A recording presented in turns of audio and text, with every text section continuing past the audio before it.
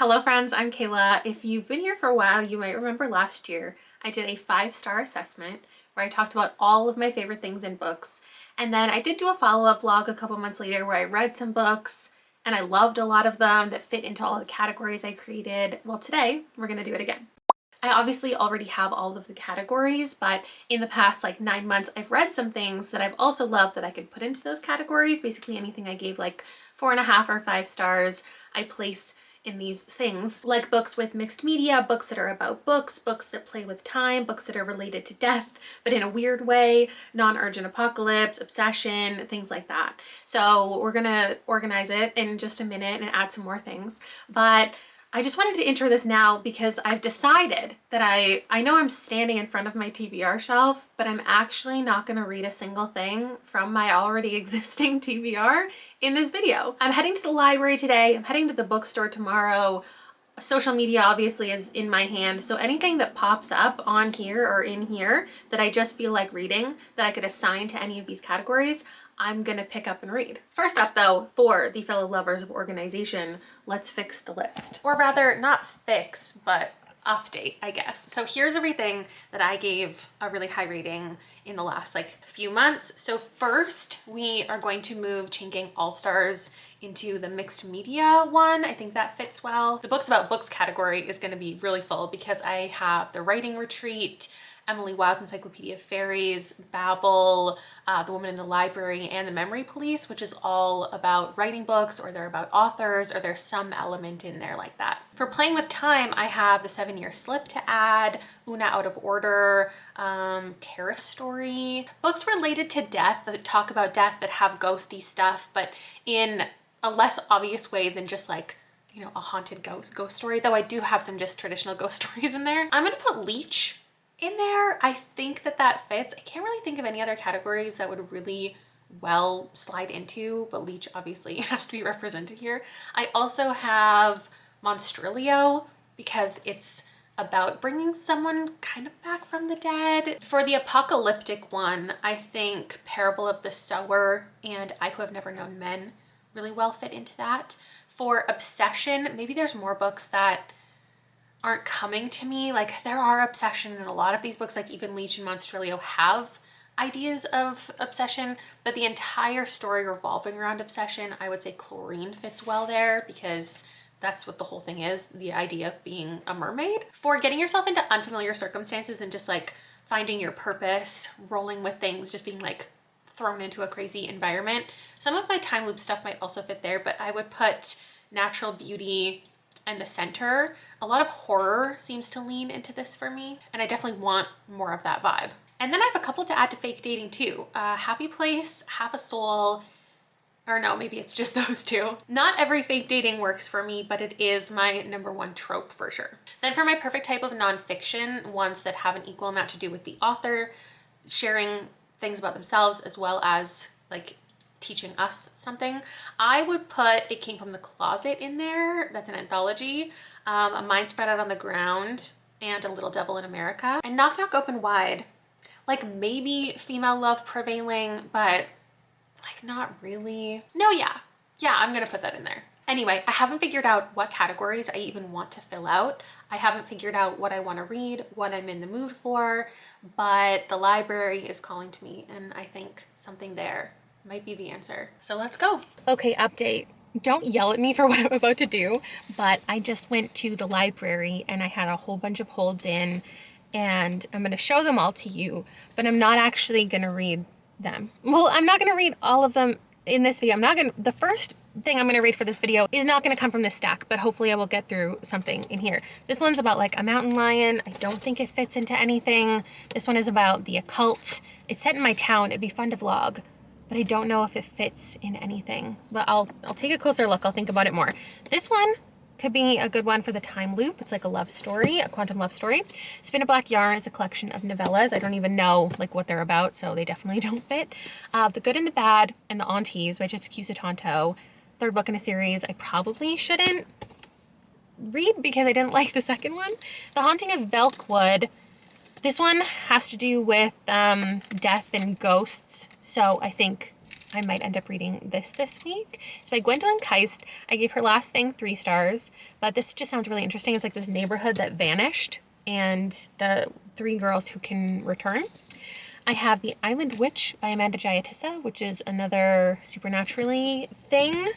And then Come and Get It by Kylie Reed, which is like a conversation about the relationships and ethics around working with students and RAs in various research.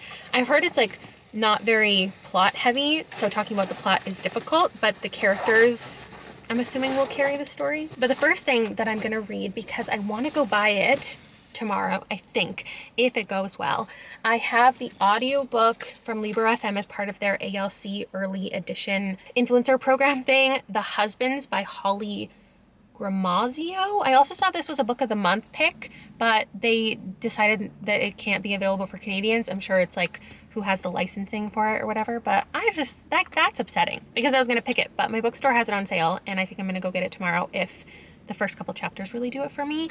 I guess it's about this woman who comes home one day and a man climbs out of her attic and he's like, I'm your husband. And then he goes back into the attic and instead of coming back out, another guy comes out and he's like, hey, I'm your husband. And so she has all of these like husbands to choose from. Is she living different lives? Are they living different lives? I don't know, but I think it definitely fits into my like portal fantasy thing, and also the idea of somebody just getting into unfamiliar circumstances and trying to figure it out and bumble their way along. So what I'm gonna do is go for my hour bike ride today and listen to the audiobook and see if I dig it. I didn't bring my windscreen, so hopefully you can hear me okay. This book is so my taste that I'm scared to keep reading it. I don't know how far I am in, but it's just like so fun. But I don't know if it can keep up this energy for what I'm assuming is like a 350 page book. It's so silly and it's so interesting. And I feel like it's gonna be this year's like Midnight Library, Una Out of Order, you know, Cassandra in Reverse kind of book that is a woman finding her place, finding her purpose, figuring out what she wants out of life.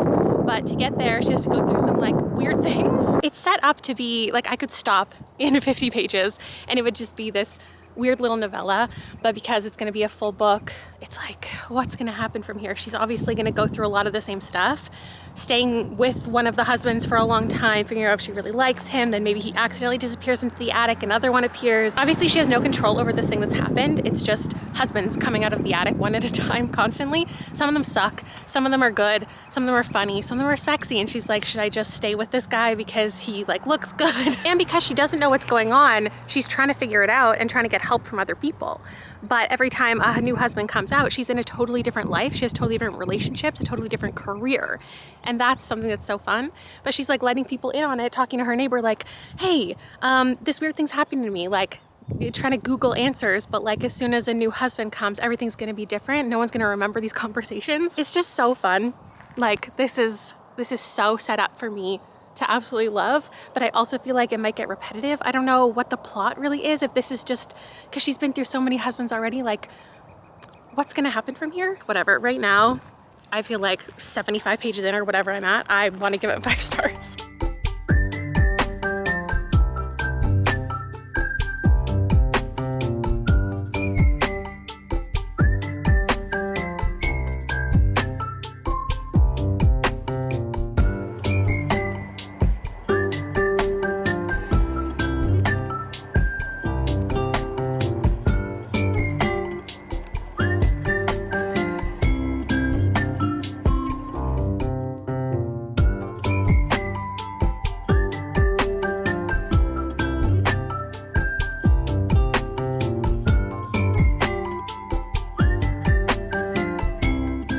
Listening to this book so quickly and like, I mean, it's on like a high speed because I'm eating it up. I just want to know what's going to happen in the end. I want to know the purpose. I was going to come on here and say this needs to be somebody's book club pick if you have like a general fiction something that has a little bit of speculative stuff, if that's the type of book club thing that you do, you need to read it, because this would lead to such a good discussion, and I need to find a book club that's reading it, because I want to talk about it. And then I looked, and Jenna, frickin' Jenna, it's her book club pick, which this totally aligns with things that she reads for her book club. And I love that people are getting to have this conversation, because it brings up so many things, like, what would you do in this scenario? Not just overall, like, trying to figure out the answer to why these husbands are coming out of the attic, but also, like, what would you do in this scenario? At what point would you stop? Like, would you stop encouraging them to go into the attic? Like, if you don't like the person who came out, when the perfect person comes, how would you stop them from going back in the attic? Because that would be my biggest fear, is that, like, I found the one for me. And, like, I don't even think that that's the point of the book. The point isn't her, like, you know, this isn't like a speculative version of The Bachelorette. She's not, like, trying to find her perfect person and they're going to be happy forever. I imagine the attic is just going to continue to shoot out somebody every time, because it has nothing to do with her intention.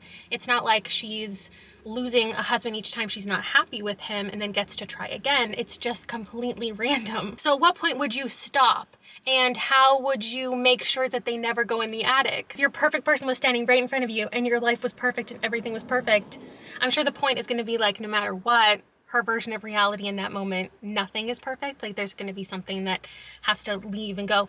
And also, there's this realization that other people's lives might be changing around her based on the reality that she's living in. Oh, also, I didn't even check my eyeball. A bug flew in my eye as I was biking, and it died. And then I also ate one. I also saw a lot of geese, and I think I biked 20 kilometers.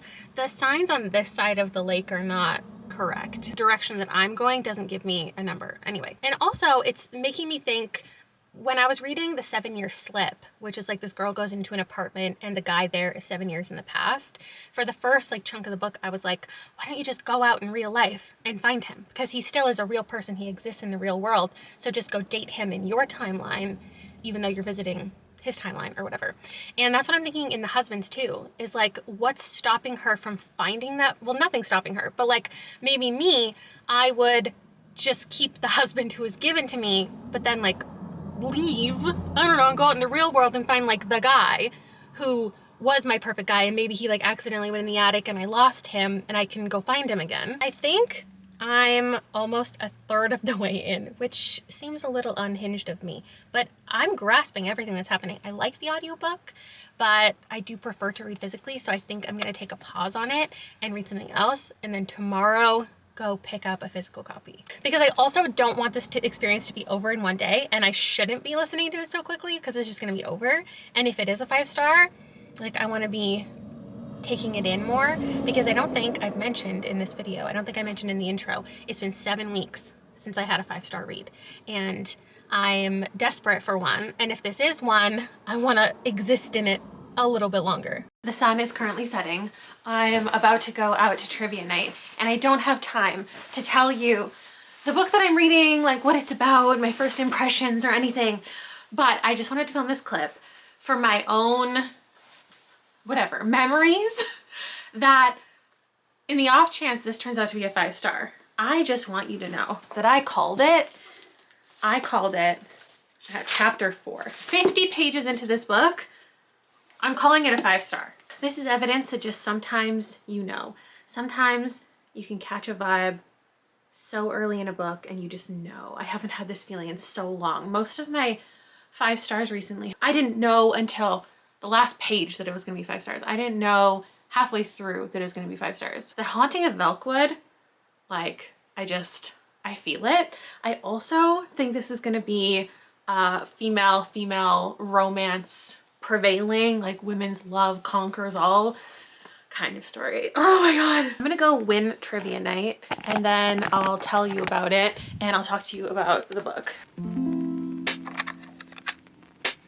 We're home, and we're gonna watch hockey. Tell them what happened. We're number one. We're number one. There was 5 teams? Yeah. We got first place by 1 point.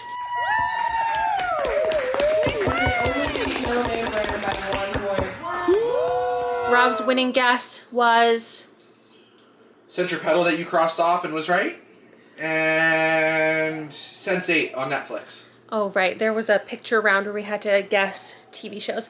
My winning moment was when I remembered Centipede. There was a whole category that all the answers started with C-E-N-T. Hockey. Get the hockey game on. What's happening? It should be intermission right now. So I can tell you about my book before we watch. Things are going okay for my bracket. The Jets got kicked out, right? Yes. Or no? Yep. Colorado Yeah. kicked them out last night. Hopefully the Oilers and the Canucks are still... Stars won. Oh yeah, the So Stars won. they'll be Finally, I thought the Stars were gonna get kicked out and my bracket was gonna be completely over. My book. Basically, there's this street that nobody can enter. So everyone who existed on this street are now ghosts. And there are 3 girls who, like, obviously they caused it, like something traumatic, crazy happened, and they can go back into the neighborhood. And it's become like this huge spectacle. Like there's like a research team who like is always located there just outside the town, like studying it. And we have our main character, Talitha Velkwood. And the neighborhood is like named after her family. Like she's a kind of original, I don't know, member. And whatever happened 20 years ago. And now they have like a relationship with each other, but it's tense, and Talitha is going back into the neighborhood. And it's like, can she convince this one friend to come with her? Where's their other friend?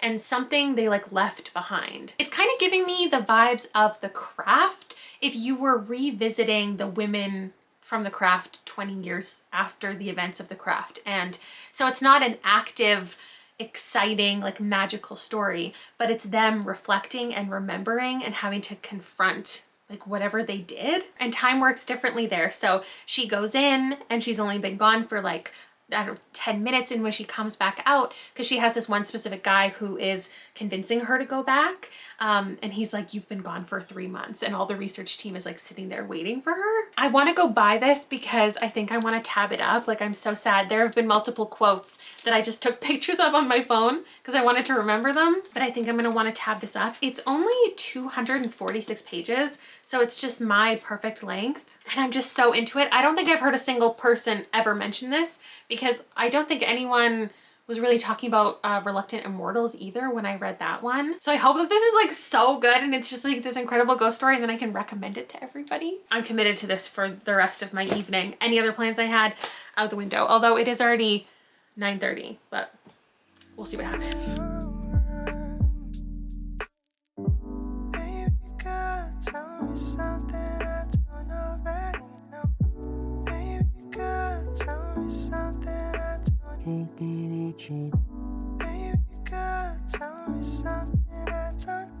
I don't know what's more exciting, that we won trivia night, that the Oilers just won. Like I don't even care about the Oilers winning. I care that they're going to win along with hopefully the Canucks, and then they'll play each other, and then maybe we can go to a game.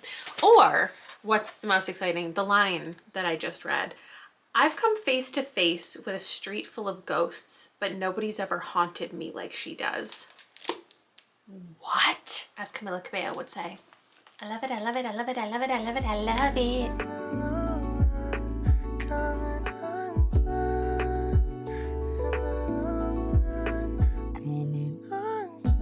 Please don't interpret my enthusiasm for the idea that this book is like fun or light or anything. I think I'm just excited to be loving a book. This novel is sad. It is about loss. It's about trauma. It's about confronting things in your past, and it's about being haunted. Not just haunted by like the literal paranormal situation, but by your past, by people, by location, haunted by your own memories and your own guilt. Oh my God, it's so good. I'm gonna give this 5 stars, but I don't think it's gonna be that for everyone. I feel like well, I haven't finished it yet, but this feels like something that most people would enjoy, but give it like 4 stars and say, yeah, it was a good like paranormal story. It was sad. It's really character driven, so it's not going to be for everyone. I have a feeling it's going to leave a lot of things unexplained because it's a kind of like surrealism situation. I don't even know how to talk about more of the plot because I even said like one thing that isn't in the synopsis by accident, but there's not that much more to talk about. Like it's just this small town and like everyone in this town like knows these girls, and so when some of them return, like they have these expectations of what's going to happen, or they're worried about what's going to happen, or they blame them for certain things. It's just such a unique kind of ghost story, though it is reminding me of a lot of things. So I'll tell you a mix of what it feels like when I finish it.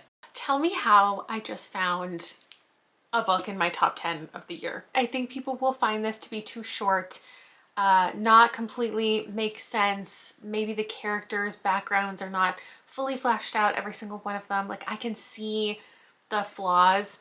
I don't care. This was so fucking good. It's like a mix of, I don't want to say it's a mix of The Craft because it's not The Craft, but it's The Craft 20 years later.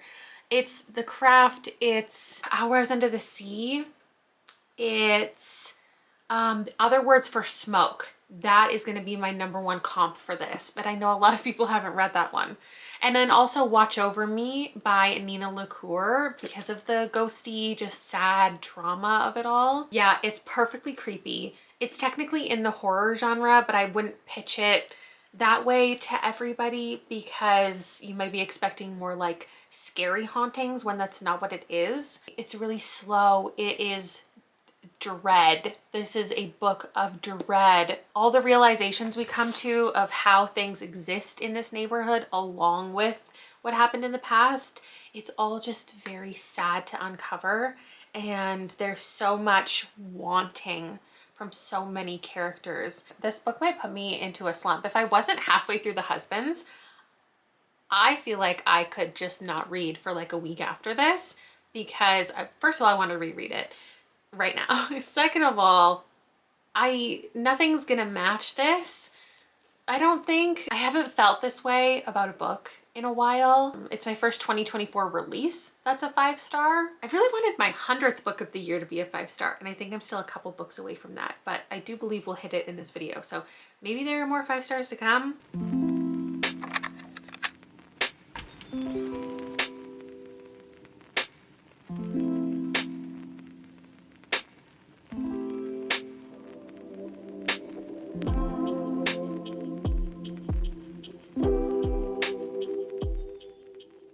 Okay, the lighting's a little aggressive. It's before 9 a.m. But I'm gonna do my morning walk. I'm gonna start doing my morning walks outside now that it's decent weather. And I need to take advantage of living by the beach. I have gotten halfway through The Husbands, and just as I was thinking something needs to happen, like we need to learn something needs to be revealed, it happened. In like chapter 21, we learned something that's very interesting. I still definitely think this is the kind of book that other people might say is too slow or too repetitive, but at this point I'm having such a good time and I just don't want it to end because it's so good and it's still so fun. But I'm gonna read a bit here by the water. There are these geese that just had babies. I don't wanna get too close, obviously, so you probably can't even see. And then I'm gonna go for my walk. No audiobook today because it's Friday. I actually haven't talked to you in a couple days, but it's like new music came out, so I need to add things to my playlist. I don't think I've linked my 2024 ones anywhere, so if you are interested, I don't really have anything on the regular like quiet chill playlist because that's just not the vibe that I'm in this year, but there's a decent amount on the loud playlist.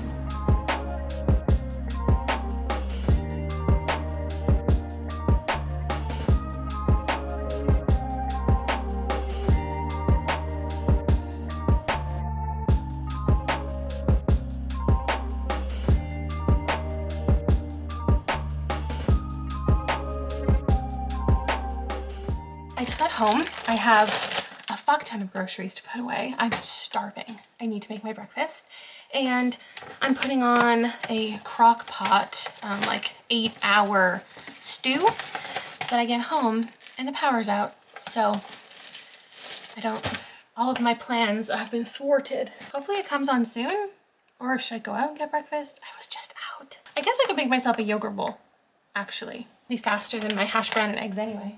Okay, my power was out for 3 hours. which means I got to finish my book, and I put my crock pot on, so hopefully everything works out for that. I also got a package and forgot I was a vlogger, so I opened it off camera. I'm so sorry. These 2 books come out from Orbit, Red Hook, so Hachette sent me Goddess of the River by Vaishnavi Patel, which I'm so excited about. This is going to be in an upcoming vlog, and How to Become the Dark Lord and Die Trying by Django Wexler, which honestly was just a book that I was like, do I want to buy this weird sounding book full price? The library doesn't seem to have it. I don't know if they're bringing it in. And so when they offered, like they sent me this whole list of things that were upcoming, I was like, yeah, I'll take these 2. Thank you so much. Because I gave this author 5 stars with Kaikei. And then my other package is from Aerie. So I didn't open my other package, which was bookish. So I'm now a fashion vlogger. I'll open that in a second. The husbands, we got another 5. We got another 5, which is like great. Feels great. But also feels bad for the video because now I feel like this has to be an exclusively 5-star vlog. And I also started 2 romance books that I was considering reading for this, and I know by the first third of both of them they're not going to be 5 stars, so I'm worried about myself and what else I'm going to read for this video because I want them all to be amazing now, and I won't settle for any less. I don't know that I will be recommending this super broadly, and I don't know how to explain who I think this is for. It didn't get really heavy. It didn't get intense. I don't think it was super heavy-handed in its messages of like, be happy with what you have, like just pick, you know, your right path and like whatever all these types of books can say. There was definitely moments like that, but I don't think that was the overall like goal of the book to be this really motivational feeling. So if that's something you were worried about, because maybe that exists in other books like this that I like, I don't think that's what it was. But the ending, I think, will be unsatisfying for a lot of people. And I think that perhaps people might like it more if it did have that really heavily motivational moment, really dive into more complex things. This is a pretty surface level book. It's just wacky. So of course, I loved it. I loved this journey. It didn't go exactly where I was expecting it to, and then somehow it went exactly where I was expecting it to. And I just think it was perfect, and I liked it so much, and I'm so happy. And now I'm gonna be happy trying on a new sweater. And I think, oh yeah, I was gonna say pajama shorts, which are definitely in here, but also I got a new Pink Floyd shirt. Oh, and it's gonna be really big on me. What? Maybe I don't know sizing. Don't look. I bought this to be a little bit big, but I think it's bigger than I had hoped. This is so soft. I'm pretty sure this one was on sale, so I'll link it if you want it. It's too big. No, I think it'll be good. A little oversized for like baseball, chilly afternoons. And then these are neon pink shorts. I don't know how to show you these without panning down to my basket of laundry. Oh my god, Canucks just made it to the 2nd round. I'm so excited. The crock pot meal was delicious. And I think I'm just gonna read the first couple chapters of a couple books because I just want the success to continue. So that's what I'll be up to. Rob's on call, so it's like 7 p.m. now and he's not home. But hopefully he doesn't have too many jobs to do this weekend. But it gives me lots of time to read because I'm just here by myself. He didn't even get to watch this happen, poor guy. And he's the one who has the Canucks winning the Stanley Cup. Apparently I have brought a dead battery with me, so I can't actually vlog. I have 10 seconds to tell you what I need to tell you. I haven't seen you in 3 days. I have started probably 10 different books. I have no idea what to read. I'm never doing a vlog again where I don't have a set TBR because I don't know what to pick up.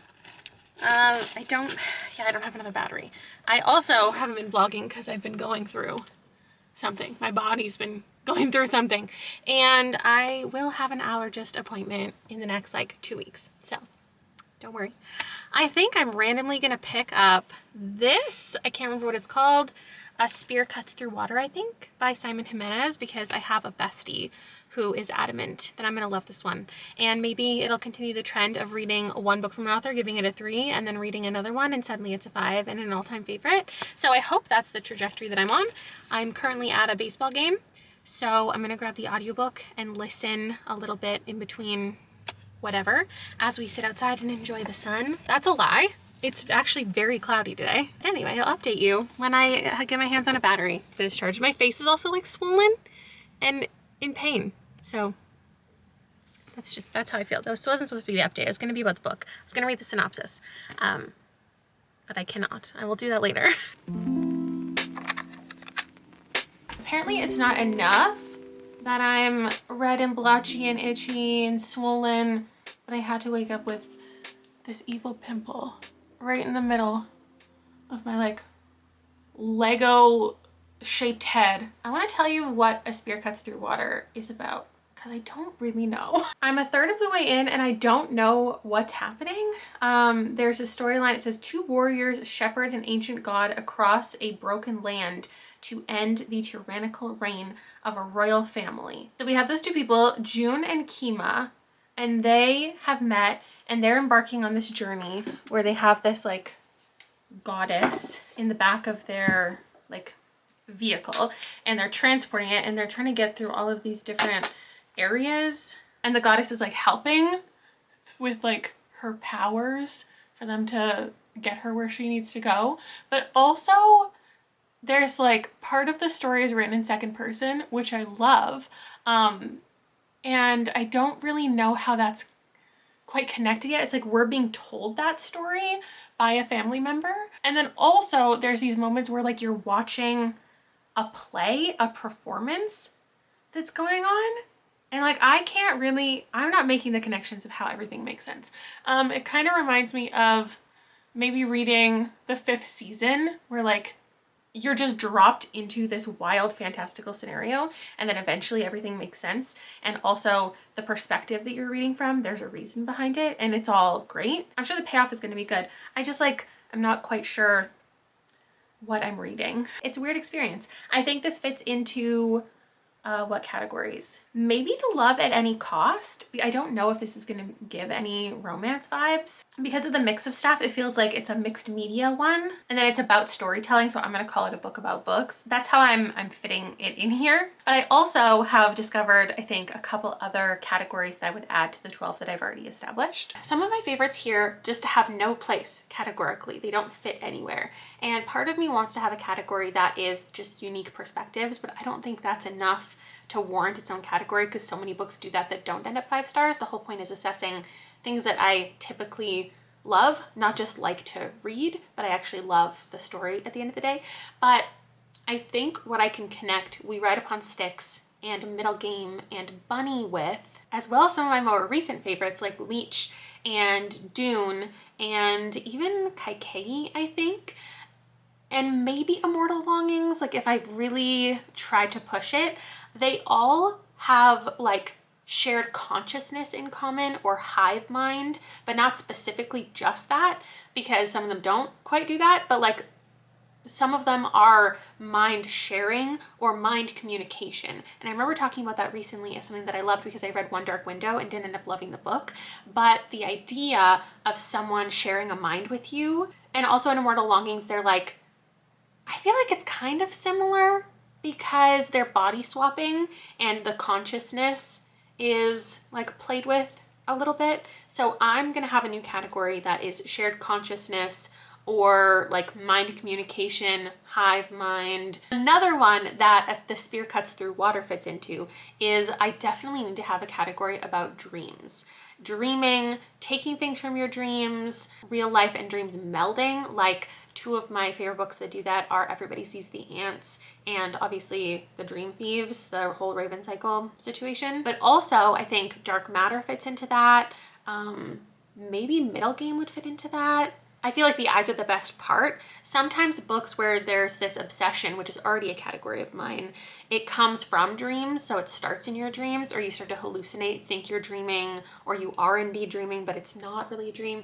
The Between by Tananarive Due would also fit into that, and then maybe even Fever Dream, and The Marrow Thieves, and The Dreamers. Some of them are apocalyptic, but also have to do with dreams. And The Spear Cuts Through Water, they're talking about dreams a lot and like needing to dreaming in a certain way. And I hope that becomes more understood by me as I read, and I can really put it in that category, and hopefully I love it because I'm having a good time. I just don't quite understand it. So now I have even more categories. I'm thinking about doing like a TikTok series where I dive into each category individually and talk about all of the best books that fit into it. Like obviously you can just look at a picture and see it, but I wonder if I can like challenge myself to pitch each one in like 15 seconds. I'm gonna get back to reading and then I'll update you soon. Okay, I am currently live with my channel members and we're doing reading sprints. So I'm gonna finish The Spear Cuts Through Water during this first one. I have the audiobook still. I haven't picked up a physical copy. I just haven't been convinced. I feel like it's probably gonna be a 4 by the end. Also, I realized that actually The Husbands was my 100th book of the year. I don't know, I went and looked at my notebook to write down all of my ratings and stuff, and it was my 100th. So now I don't have to worry about that win. It already happened. I have a couple packages to open, and so as soon as I finish this, which I don't know how to update you, like I feel like I'm not doing a good job of explaining this book, but there's not that much I can really tell you about it. I guess the plot I can just tell you is very fast paced. It is so action packed at this point. The narration style of the audiobook is very dramatic and intense, and it's making me feel very immersed in the world, and I'm having a good time. I feel like it's been pretty much the same tone since the beginning, so I'm having as good of a time as I was at the beginning, but I just understand more about the world and these characters, so that's good. Now I have two pre-orders to open and one other random thing. It seems really thin, so I really don't remember what this one is. And then I have my Literally Dead book club merch that came. That's exciting. And I thought maybe, because I don't know what any of these books are, what if I just commit to reading one of them next? Because they all seem relatively skinny. So let's just see what they are, and then I'll pick one to read for this video. The first one, oh yeah! The first one is the next book in the Singing Hills cycle, The Brides of High Hill. This could be a thing for this video. This could also be a thing for my next video where I'm trying to find a 5-star from authors that I've given 5 stars before. But I'm no longer in a 5-star drought, so I don't feel, you know, desperate for one. Next up, we have, oh yeah, I definitely forgot I pre-ordered this at all. This is The House That Horror Built by Christina Henry. I don't think I've actually heard incredible things about this one. I've only read one book from this author. A lot of them just don't interest me. Since Near the Bone was 5 stars, maybe I could read this for the 5-star author video. I haven't even fully like fleshed out what I'm reading for that video. And then this one, oh gosh, it's so oh yeah. This is Nothing But the Rain by Naomi Salmon. This was recommended to me just like last week by my friend Adriana, who has a lot of weird favorite books in common with me. So like obviously, oh, it's by Tor. This is a 90-page book, and what a perfect thing to read next. I think we need to take a look at my merch because I got the tie-dye hoodie. I'm so excited. It's right there. It's not in a plastic thing or anything. They're so soft. They feel good, and I'm so glad. Check it out. Do you love it? I love it. Okay, it took me a good couple hours to finish my book. Rob's just going out, getting dinner. The power went out everywhere in our town. But there might be, they were like in the middle of making our dinner and had to cancel our order. So he's going to this random place that might be on a different power grid, and I'm waiting for him to tell me if they have power or not. Yeah, it took me like all day to finish this book, even though I barely had much time left on it. I don't know.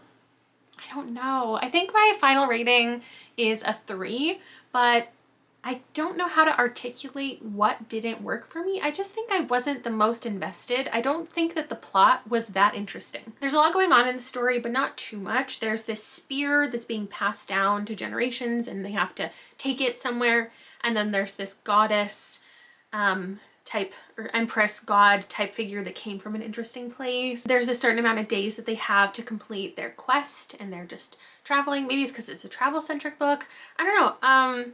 I think the amount of action wasn't totally for me. It was very fast paced for most of the time. Also very violent for a lot of the time. And that I'm fine with if it's a novella, but it was just a very long book with a lot of action. It felt kind of like watching an epic fantasy movie, which I don't make it through most of them because I just feel like I'm along for the ride. I'm not super invested. But with that said, the storytelling itself is very creative. This was very ambitious. It's incredibly descriptive. There's so many moving parts and perspectives and jumping around timelines, which is something historically that I love. I totally get people thinking that this would be for me. It was even interesting because there was a lot of characters breaking the fourth wall as if you were watching a play. Like there were all of these side characters and it'd be like, this character did this. And then the character, as if they were turning to you, would go, and here's how I felt about that thing, in just like one line, and it was fun. Maybe because the plot and the explanation of things is so woven inside of the really purpley prose that I almost lost what was actually happening because there was so much description surrounding it. Oh no. Oh yay, they have power. I guess I just got kind of lost in it. Also, it just takes a certain type of book for me to get on board with an animal being, with animals in general being like prominent characters who speak and act like people. I definitely get this for other people. I don't know that I get the super high rating. Like this has a super high Goodreads average rating, but I'm happy for everybody who loves it. And I'm gonna read something short because there's hockey on. We're just relaxing. And I think I need to end the vlog because it's getting a little long. This is Nothing But the Rain, and I believe it fits well into my apocalyptic, that category. All of my categories, like I put a title, but there's so much more in them. For my apocalyptic category, it's not just end of the world, it's like existential, end of life as we know it kind of things that I like. And I think that this is that, because in a sleepy little town, its memories have become part of the water cycle. So there are these characters who know that the rain, or maybe they don't know that the rain is washing their memories away. We have a main character, Laverne, and the small town she calls home has been irreparably changed. Every drop of water is dangerous. With mysterious forces preventing escape, calls for rebellion seem to be on every resident's lips. But Laverne has no interest in fighting. She has no interest in rebellion. She just wants to survive. Yes, that sounds like it's for me. This is under 100 pages, so I'll check in with you at the halfway point. Oh, look how short these little, what are these? Is this a list? Okay, I don't know, but it looks interesting. Okay, I have started Nothing But the Rain by Naomi Salmon. I am officially out of my reading rut, so that's exciting. But I'm now like in my life rut because I haven't been outside in 2 days. The sun is irritating my rash, but also sunscreen is irritating my rash. And it's so beautiful outside. And Liam's had baseball and I've just been existing. And it is getting better. It's getting better. I'm definitely not quite as swollen today. Halfway through, I'm having just a great time. I think this is so weird and it reminds me a lot, just like Adriana said, of Death in Her Hands. Let me grab you books instead of putting them on the screen. I'll just grab everything I want to talk about because I have the time. This meets this meets this. We are following an older woman who is experiencing like this like weird rain situation, and it's been going on for a while, but because the rain wipes out your memory, she has to remember that she's forgetting in the first place. So we're getting these journal entries from her, and that's what all of these entries are. She is like reminding herself, trying to keep a record of what she knows because she's going to forget what she knows. Much like these, it feels like it could be a metaphor for something else, especially the idea of dementia and losing your grasp on reality and not trusting the people around you, because she is in this sense of like quarantine and like all of this stuff is happening that she doesn't fully understand. So she doesn't know who to trust. She doesn't know what's real. And we're just listening to her internal thoughts, much like Death in Her Hands, just constant stream of consciousness, what's going on. She is a former doctor, so she's doing these little experiments herself of like how much rain she can touch and how much memory is lost. So she definitely is holding on to like a good amount of cognitive ability, but there are other people in the story and she like will forget from one journal entry to the next who someone is or what someone's name was. And she's like, am I forgetting because of the rain or am I forgetting because I'm old? I think this is very good. I know already by the end, I'm gonna say it was too short because I want more of this situation. I just love the inner ramblings of a character. So I'm gonna sit down and finish it up right now, wrap up the video, and tell you my rating. I'm so excited. Well, I finished my book. I definitely should have told you less at the halfway point because I have nothing else to share now. Everything that I said about the book, I stand by. That's exactly how I would explain it to people, even as it continued. I guess all I can tell you is that the ending, I think, was perfect for the type of story this is. It's definitely for a specific audience.